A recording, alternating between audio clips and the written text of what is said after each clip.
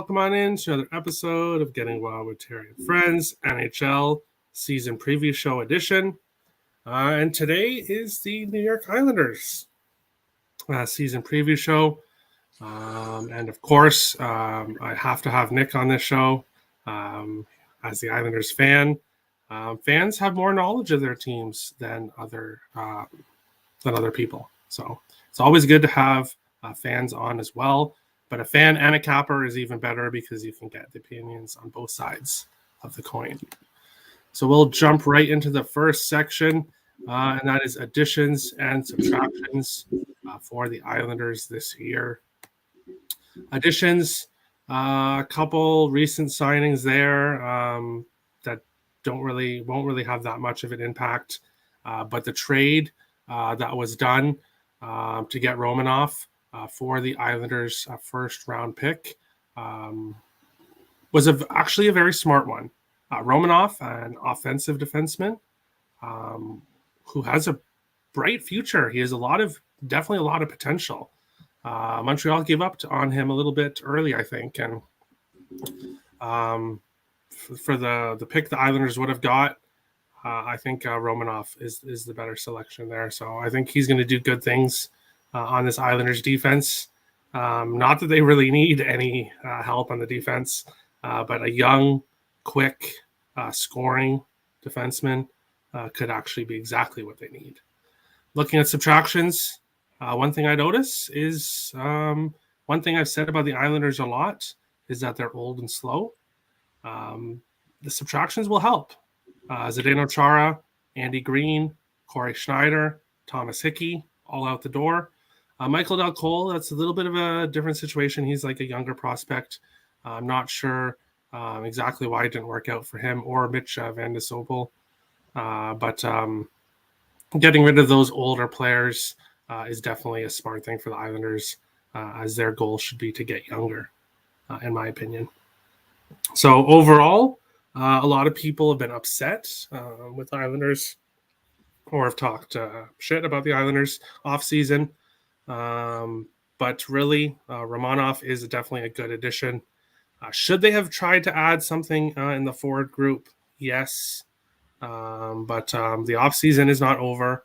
They have a little bit in cap space, which we'll get to in a bit. But overall, I like the signing of Romanov and getting rid of Corey Schneider. Zdeno Chara, probably a Hall of Fame player, of course, but not at this stage of his career. Nick, what do you think about the Islanders offseason? Yes, I know. Everybody's going to say very uneventful. They didn't do anything. Well, yeah, they didn't do anything. They got Romanov, which for the first round pick, I think that's somebody that is going to fit well into this team. It's a nice younger talent, big physical body that can throw hits around like this Islanders team loves to do. Because I think if I remember right, the Islanders have led the league in hits the last few years. Like they're one of the more physical teams, tight checking hockey team, and then he fits right into the equation there. And as far as losses, I don't think they didn't add many people, but they didn't lose much. Andy Green, Andy Green did what he needed to do. He was there to mentor. Why can't I think of Noah Dobson? He was there to mentor Noah Dobson. That was all he was meant to do there. Zdeno Chara, same thing. It was just try to develop these younger defensemen. Del Cole was just someone who always seemed to never make the roster. Like he was always like that healthy scratch or whatever. He just, when there was injuries, he would go up on that third, fourth line. But other than that, when the team was fully healthy, he was not really needed. Thomas Hickey was just one of those extra defensemen that just never cracked the thing. Same with Zarnik. He was just one of those guys that just never cracked the lineup because I think the Islanders still have a decent core on that lineup. And they do have some talent there. So they didn't lose much, but they didn't get much. So really looking at the additions and the subtractions here from the Islanders, I think this is the Islanders saying that we trust the lineup we have. We trust the roster we have. And we think that last year was potentially a fluke and that they're still a playoff contender. They're still a cup contender, even with this roster. So this is one of those where they're saying that they think they can compete with their style of hockey with that roster. That's kind of what I got that message from this team with this offseason. I didn't expect them to do much. And they didn't do much. So kind of what I expected from them is to keep with that roster that they had because they didn't really lose much.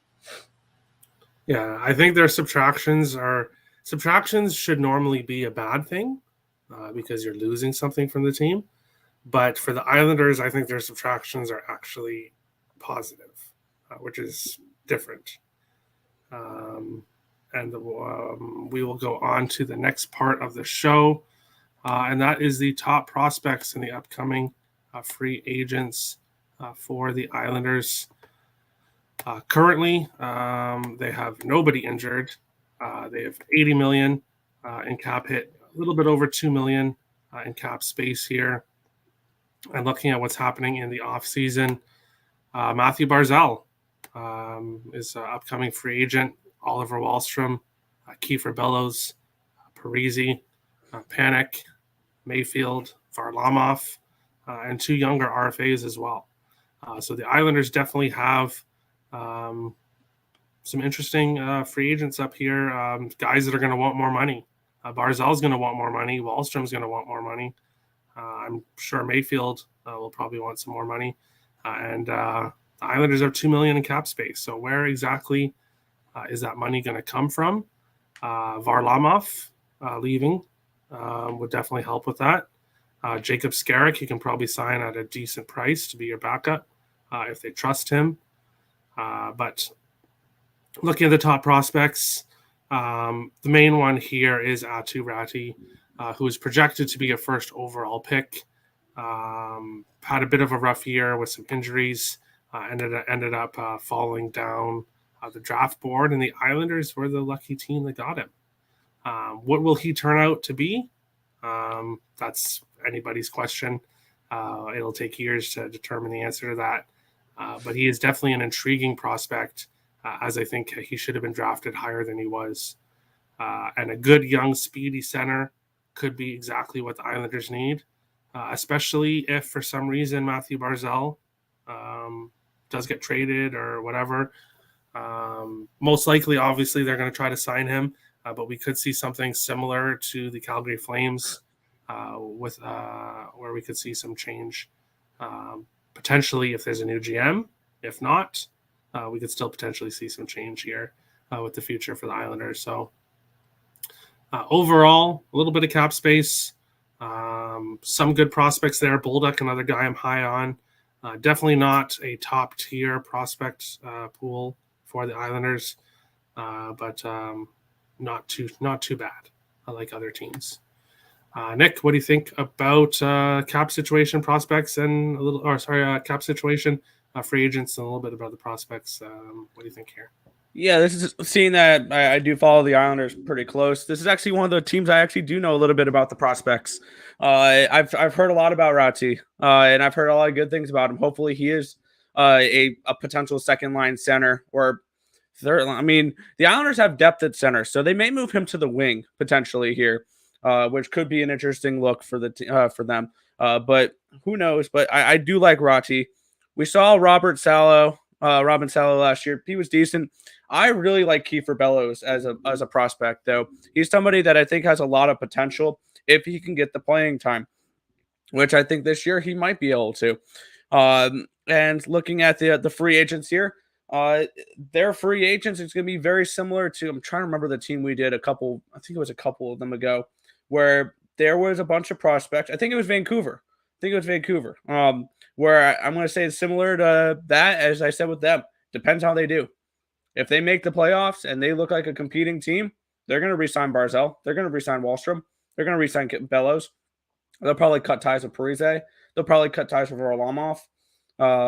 And Panic's not somebody I see really cracking the lineup this year. So there are some that some guys I do see them cutting ties with. But if they're a playoff team, yeah, they're going to re-sign some of those guys. If they miss the playoffs, would not be surprised to see Barzal go.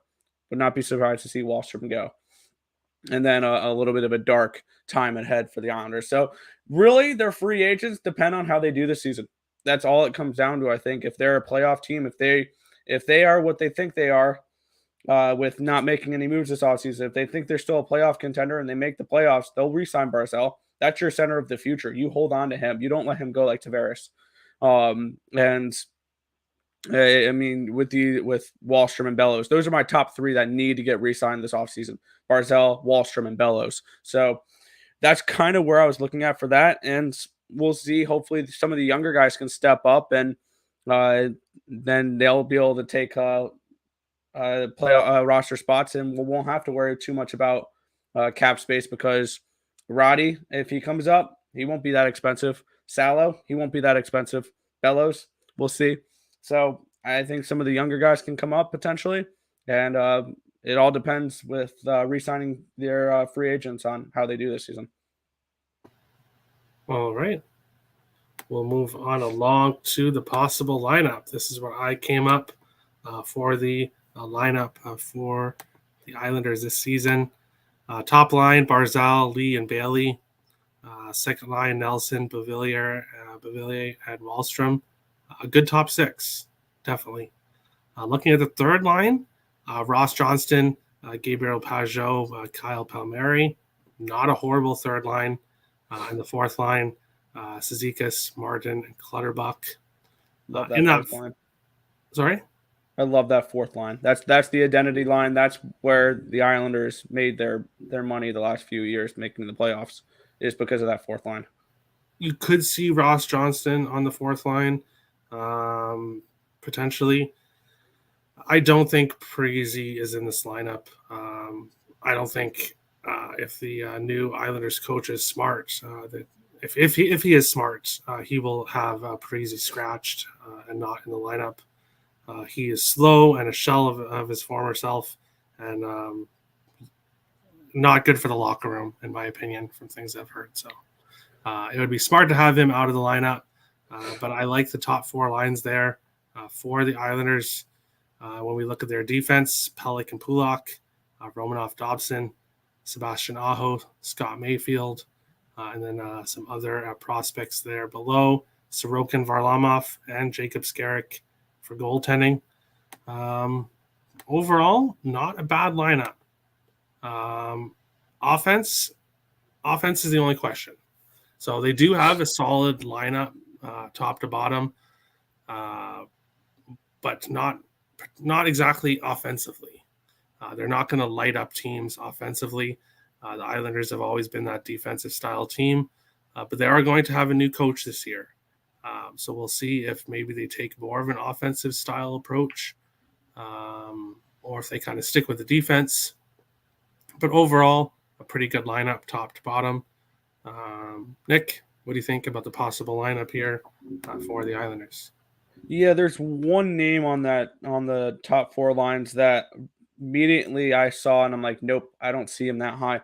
Ross Johnston, I don't think makes this lineup. I like Kiefer Bellows on that third line winger role rather than Ross Johnston. Ross Johnston's one of those guys that he played when there was injuries. He was a healthy scratch most of the time, and I think they give Bellows a chance on that third line. And one thing that I do notice with the Islanders here is what they have depth in one specific position. I love that center depth. Barzal, Nelson, Pajot, and Cizikas, I think, is a deep center line. And that's something that I've loved with this Islanders team for a few seasons. I liked it when they went out and got Pajot from Ottawa a couple of years ago. Brock Nelson led the team in goals last year, like that on the second line. I would probably bump Josh Bailey down to the second line and probably give Wallstrom a chance or Palmieri a chance on that top line. That's probably I don't see Josh Bailey as a top line guy anymore. I think that he skated a lot with Nelson and Beauvillier last year. It was the Killer Bees line, is that what they called it, and it was Brock Nelson, Josh Bailey, and Anthony Beauvillier. And then I can see Palmieri skating on that top line. I can see Wallstrom skating on that top line with Barzal and Lee. Replacing what was 2 years ago Jordan Eberle. And this defensive core is built to play Islanders hockey. Adam Pelech had a breakout year last year. He was the lone all-star for the New York Islanders. Ryan Pulock, when healthy, is a really good defenseman. He's probably the most offensive-minded defenseman on this team. I love his slap shot, where I think they've clocked that at over 105 miles an hour. He Pollock can really fire from the blue line. I really like him. Noah Dobson's probably one of the better up-and-coming defensemen in hockey, in my opinion. When it comes to this team, I think Noah Dobson potentially has an all-star level talent.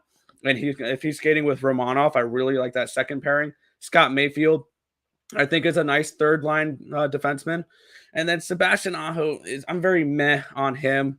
He was here or there, really. I can see them calling up Bullock there to play third line defense. The third line, it is what it is. I like Mayfield. I'm questionable on Aho.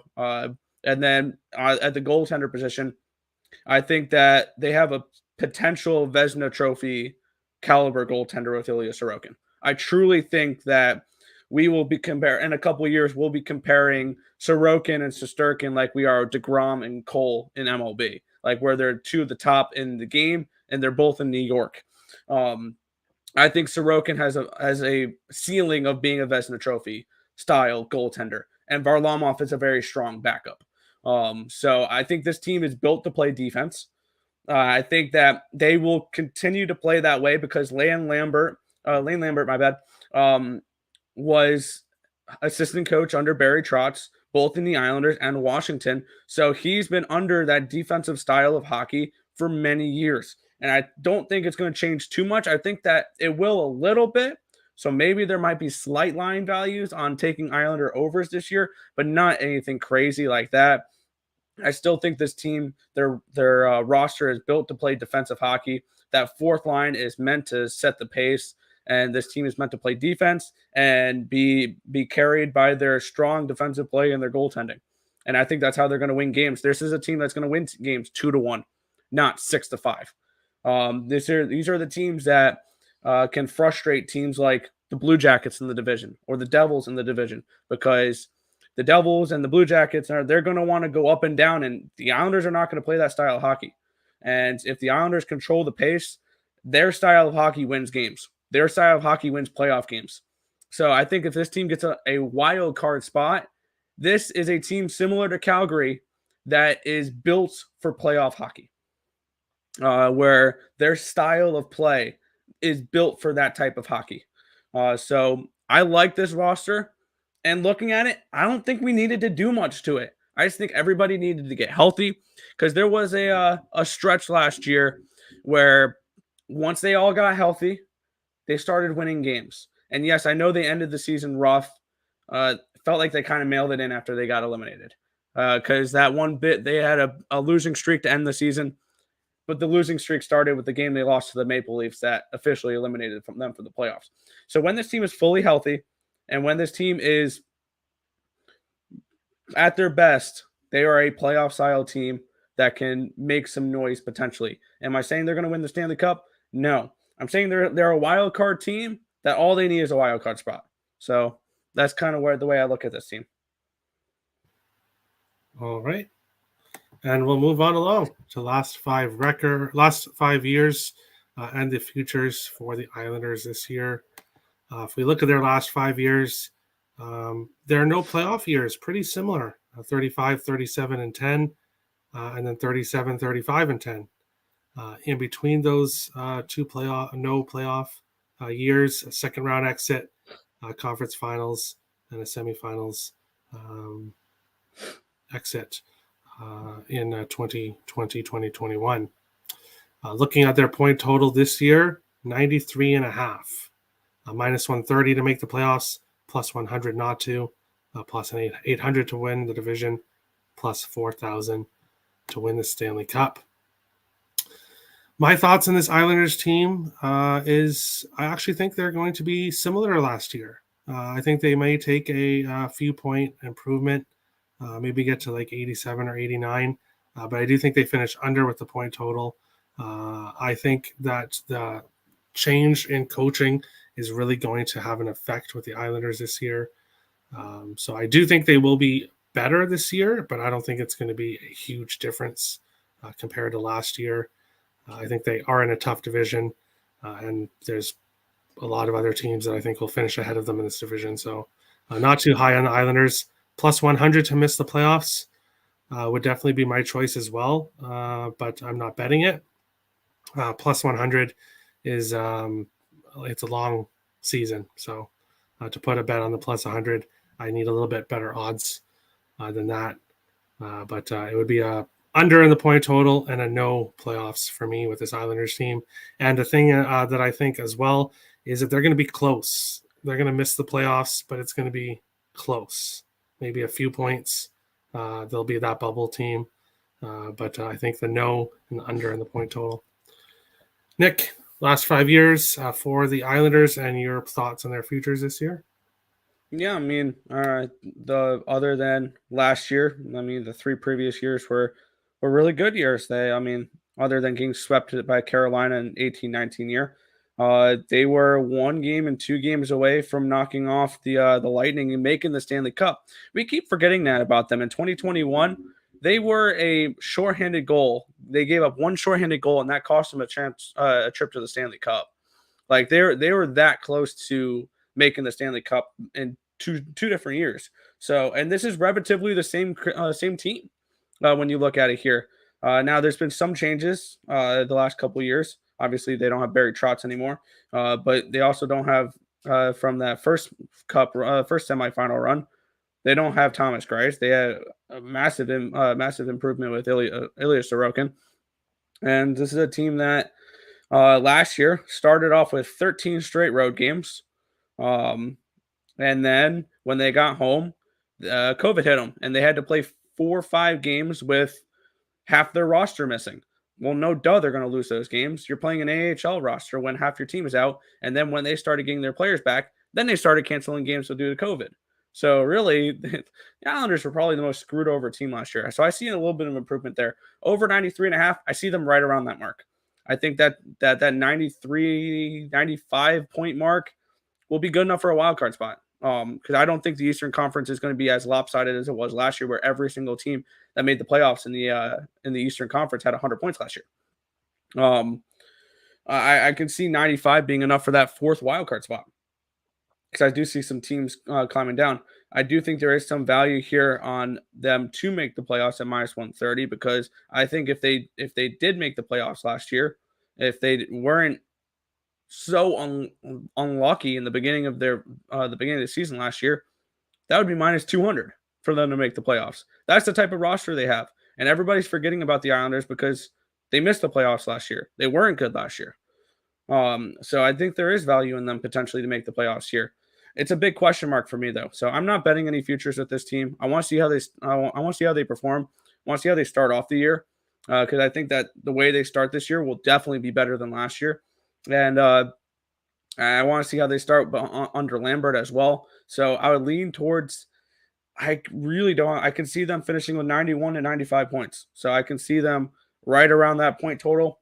I would lean towards yes, playoffs. I don't think they win the division. I still think Carolina wins that division, because I think that Carolina is still by far the best team in that division. And then to win the cup, I mean, I think they're a decent long shot, but I wouldn't bet it. So I think there's better long shots out there than the Islanders, but they play this type of style where all they have to do is make the dance. So I guess if I had to go to any future here, it'd be minus 130, yes, to make the playoffs, because I think they slip into that 4th wild card spot. So that's kind of where I'd lean for that. All right. Yeah, it's definitely possible some people are sleeping on the Islanders because they did miss the playoffs last year. One of my other reasons for why I think they will miss the playoffs is it is the same roster. You're definitely right about that. But the roster is also another year older. And I think young speed is the way to go in the NHL. And it's not quite the Islanders system. They're the slow defensive type team, which I think is slowly going out in the NHL. But we will see what happens with the Islanders. That is the Islanders show. Tomorrow we will be talking about the New York Rangers. So continuing on in New York. So make sure to tune into that. If you're new to the channel, hit the subscribe button.